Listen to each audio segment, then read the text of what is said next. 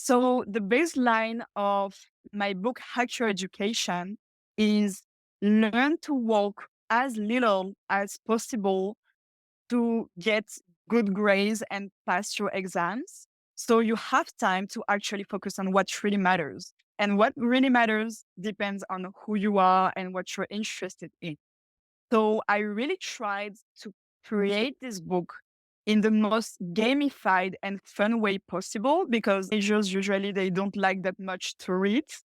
So this is a methodology book that is taking you on a journey where you have different levels and basically covering different methods depending on what you really want to get great at, whether it's having amazing grades to get into selective university, or whether it's just being average at school, but really nailing it in your entrepreneurial projects. And I also emphasize on developing self-awareness. That's something that's really core to my life philosophy and that really followed me along the years.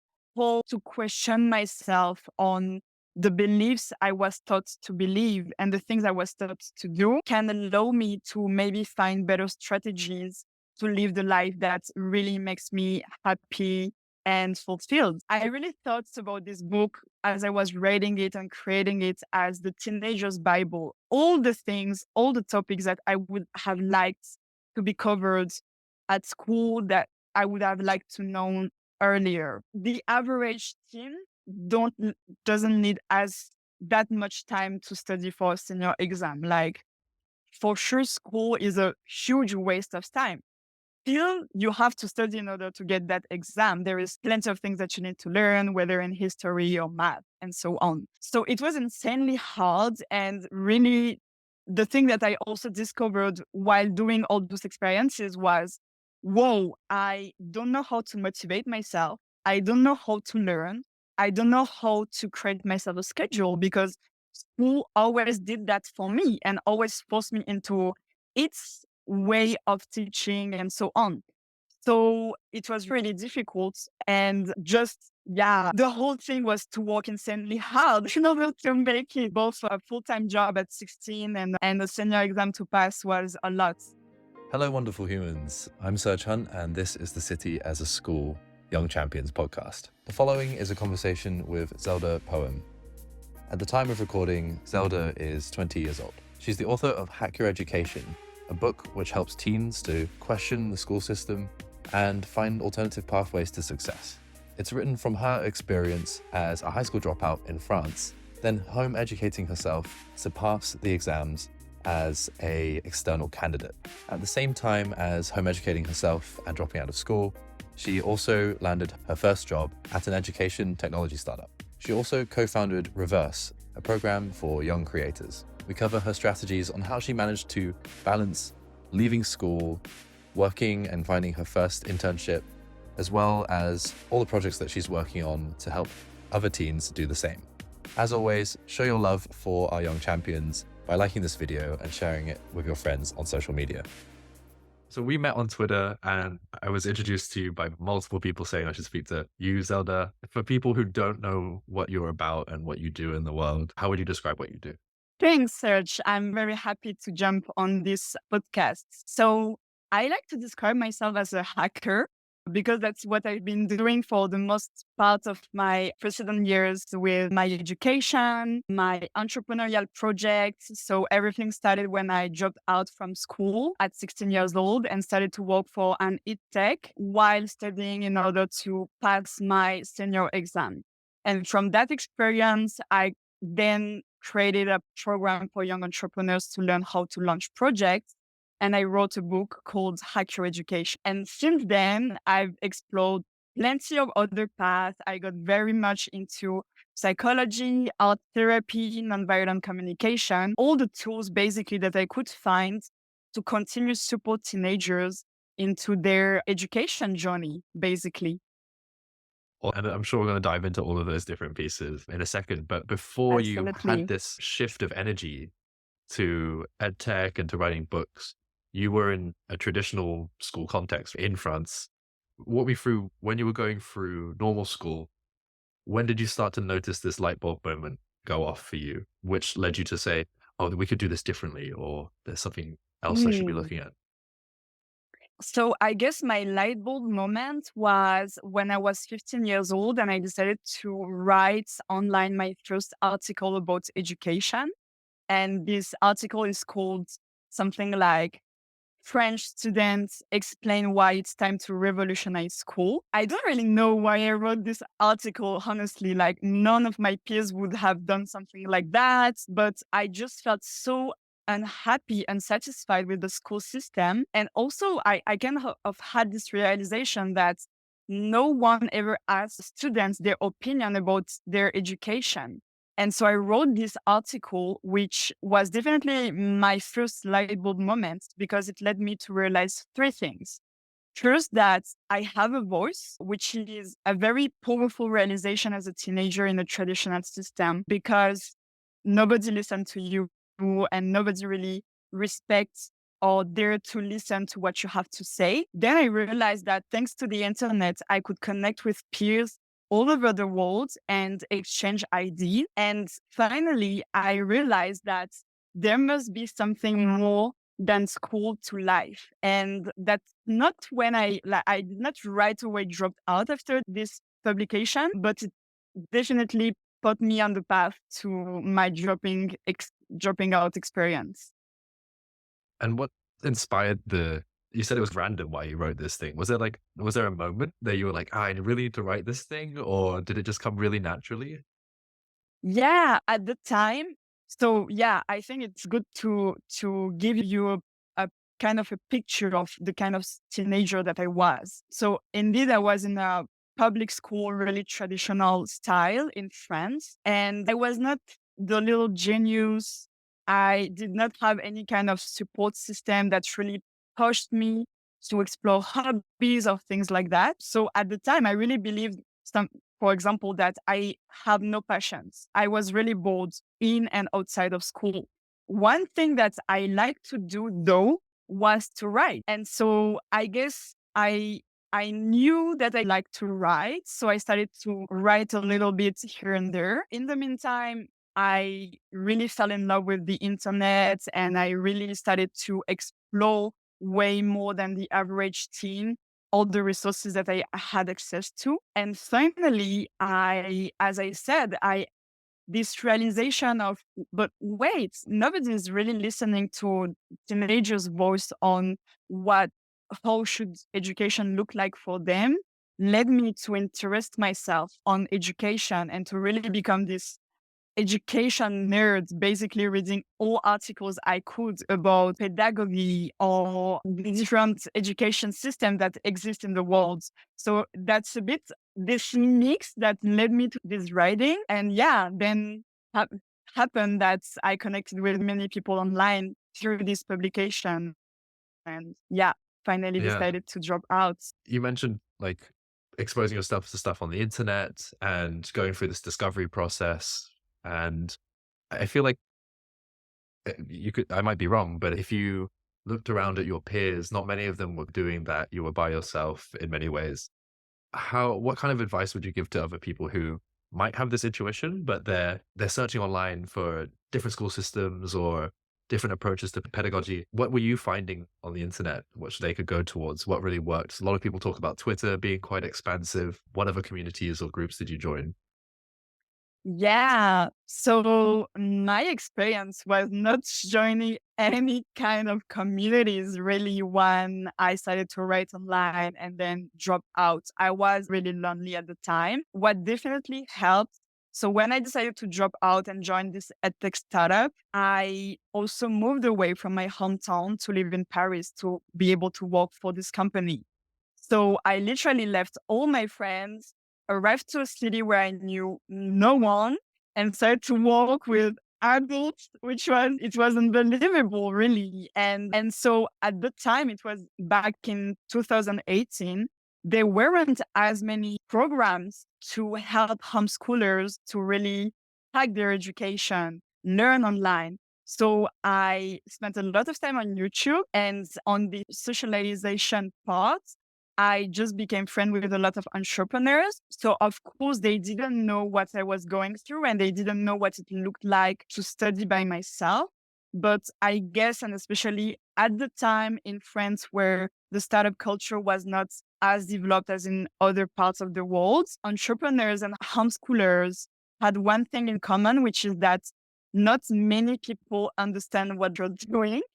And so that was kind of the common grounds for me with my peers, that all families didn't understand what we were doing. We had this boldness to choose another path than the conventional one. And so that's the way I bonded with my first friends when I dropped out. You were you were still being able to take the diploma and finish off your studies as an external candidate, which you can do in France. I don't know how easy this is Absolutely. to do in other countries. How were you managing all the time between working at the startup and still doing the studies? Did you find that because one thing that's come up a lot is, you know, a lot of teens spend so much time working on their exams. Did you find that you actually didn't need that much time to study for your exams? It was something you could do quicker, and how did you balance all of that? We definitely like the average teen don't doesn't need as that much time to study for a senior exam. Like for sure, school is a huge waste of time. Still, you have to study in order to get that exam. There is things that you need to learn, plenty of things that you need to learn, whether in history or math and so on. So it was insanely hard. And really, the thing that I also discovered while doing all those experiences was, whoa, I don't know how to motivate myself. I don't know how to learn. I don't know how to create myself a schedule, because school always did that for me and always forced me into its way of teaching and so on. So it was really difficult.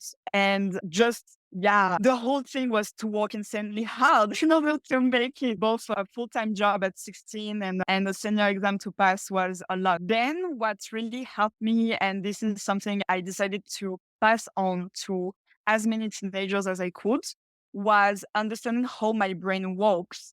And I did that by, while I had the little free time I had at the time, just reading a lot of books on neuroscience and the science of learning, and trying to understand how I could optimize my learnings and my sleep and all the things that I could optimize basically. But I think that when you're young, and especially when you're young and you spend most of your life in the conventional system, you don't know how to walk. And that means that you just need to work way more than the average adult in order to do the same amount of work, basically. Yeah. So that was my way. Oh, well done for managing all of that. There's a lot going on there. I tend to look at some teens who grades and standardized tests are working for them. That seems like the obvious path. They're getting A's, they're getting quick feedback, they're getting a lot of support. I feel maybe we're in the same category here. I was always a B student. I was like somewhere with some A's, some B's, but it's because I was investing my time into other things and I was trying to develop passions or like skills. Do you feel like while you were separating yourself from school that tell me about how you discovered your passions, or like how you've now landed at these concrete things, but other people are going to be exploring their passions rather than grades. Yeah. What questions helped you frame what your passions were or discover what they were? Yeah, that's a good question. I think that was my experience and what I observe in most of my peers, that what's really lacking as a teenager is a sense of meaning. So hobbies can give you a sense of meaning, but ultimately, I really believe that one thing that's really flawed with our system is that we don't give more responsibilities to teenagers. And in my experience, to focus my energy into trying to change education and make it better for myself and for my peers really became my hobby and my obsession at the time, and still to this day. So I guess when you have a problem, when you have a challenge, oftentimes that's actually a good insight on something that you could probably work to improve, first for yourself and for living the kind of life you want to give yourself, and then to help others, because most likely there is other people struggling with a similar problem. So yeah, for me it was really the biggest thing about hobbies. My hobby has been education for the most part this last like 6 years. Then and again, that's also came from a need initially. I discovered dancing, and this was also, as I said, coming from a need of taking care of my health, my physical and mental health. I got into dance. I almost became a dancer instead of revolutionizing the school system. Um, so yeah, I guess my advice would really be to, instead of pushing away the problems and trying to make your way, ignoring that there is issues that you're facing, that you're challenged with, embrace them and try to find creative ways to alleviate them. Yeah. Mm. I really just focus on problems. It's somehow counterintuitive to what people think discovering your passions is about, which is sometimes Mhm. just do loads of things, do loads of really nice things, and you'll find your passions, which I think is true sometimes, but it's Mhm. definitely another way is to focus on what's a challenge here in my life and like how can I make this better? You might end up falling in love with it. Yeah. Like dance. Absolutely. I think it's a very powerful way to find hobbies. And then, of course, then it's just great to do things for the sake of it. It's not my style. I guess that I'm kind of more of the style of just, yeah, trying to solve things. But yeah, I think it's also amazing to just, if you have the right environment, and I guess it's also what it is about. I didn't really have an environment where I was encouraged to explore things, just to enjoy some free time as a teenager. So yeah, I guess both ways are really great. And I want to tie this all into your book, Hack Your Education, which is written in French. It's not yet ready in English. Is that correct? Yes, Okay. exactly.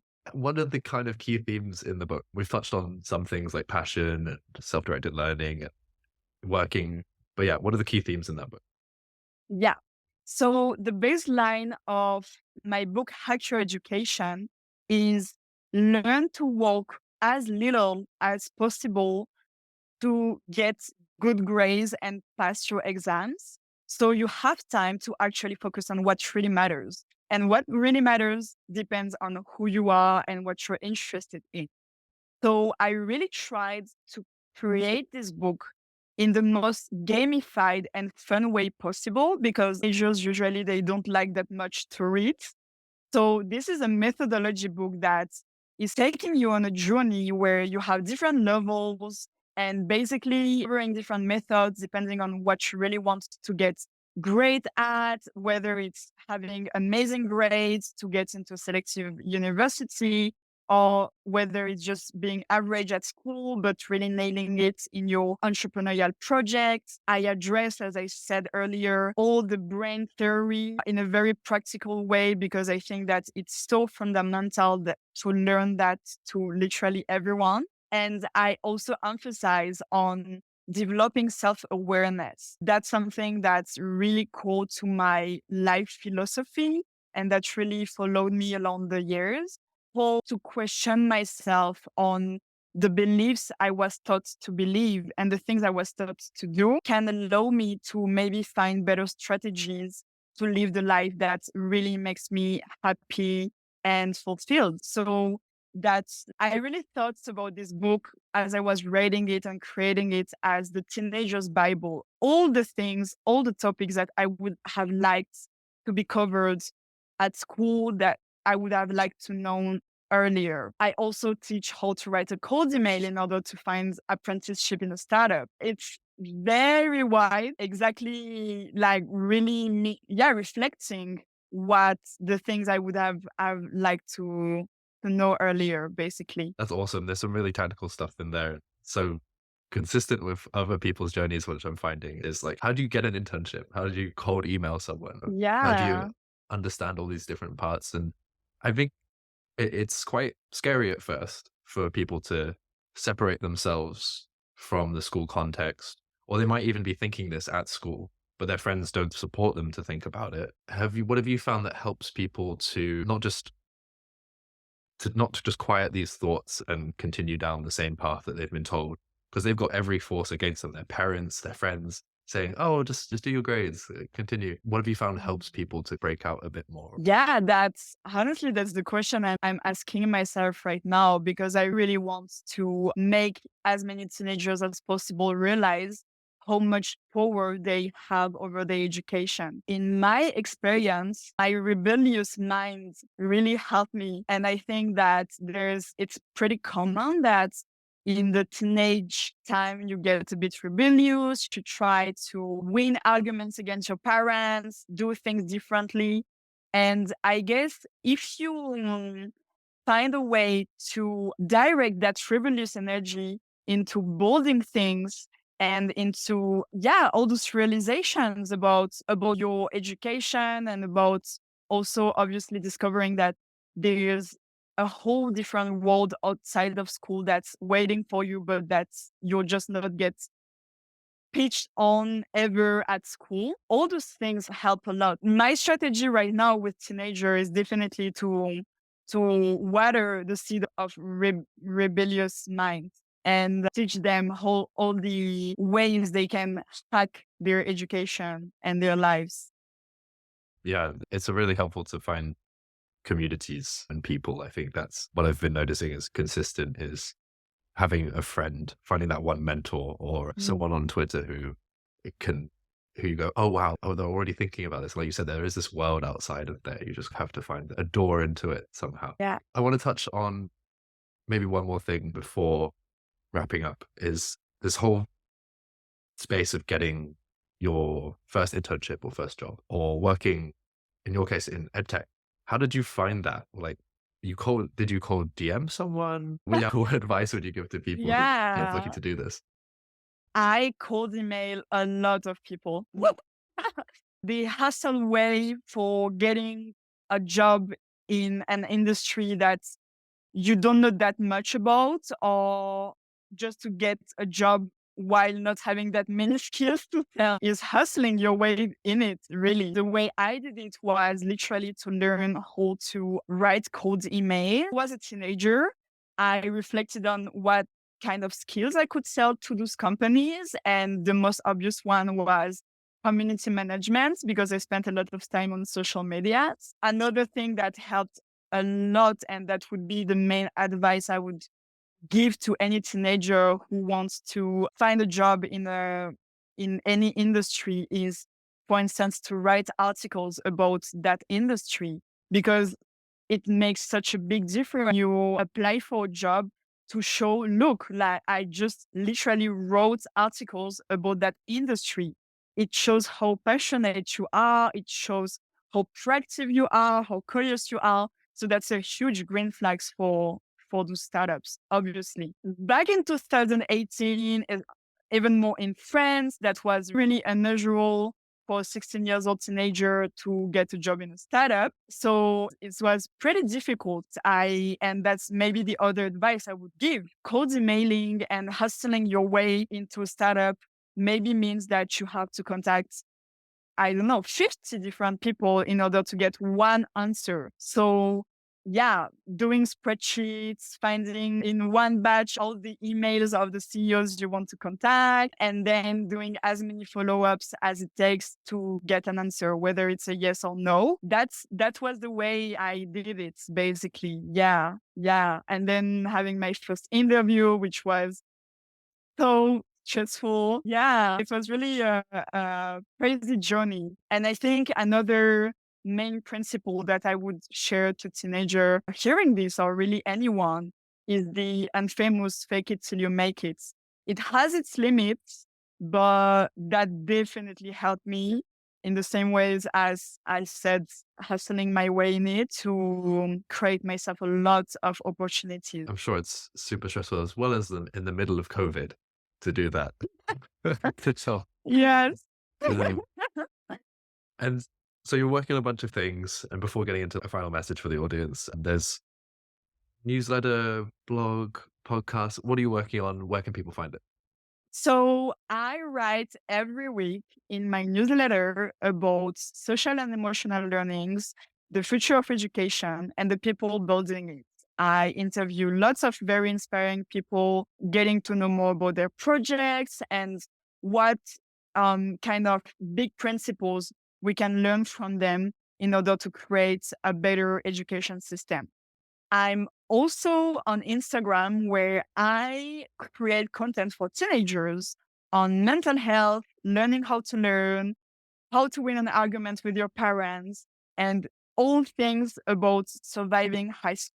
And right now, I'm in this transition where I try to understand where my energy is most useful in order to push the education industry forwards. And one of the things that I'm most excited about building is based on a thesis that I don't think we will create a new education system without a youth movement to lead those changes. Basically, there is already a lot of parents and educators involved, but teenagers and kids are still pretty powerless towards it.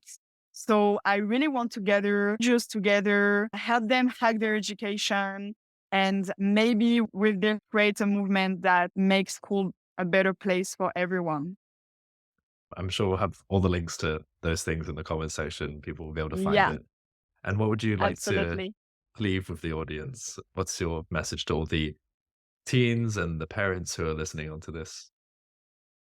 So I guess my main message would be keep asking yourself questions and keep hacking things while questioning yourself, allowing yourself. And that's my whole hacking definition. Yeah, keep allowing yourself to just do things that might not be the conventional way because it what helps you to build the life that you will really enjoy living. And that's really what matters in the end. The only exam that we have is the life's one. Mm.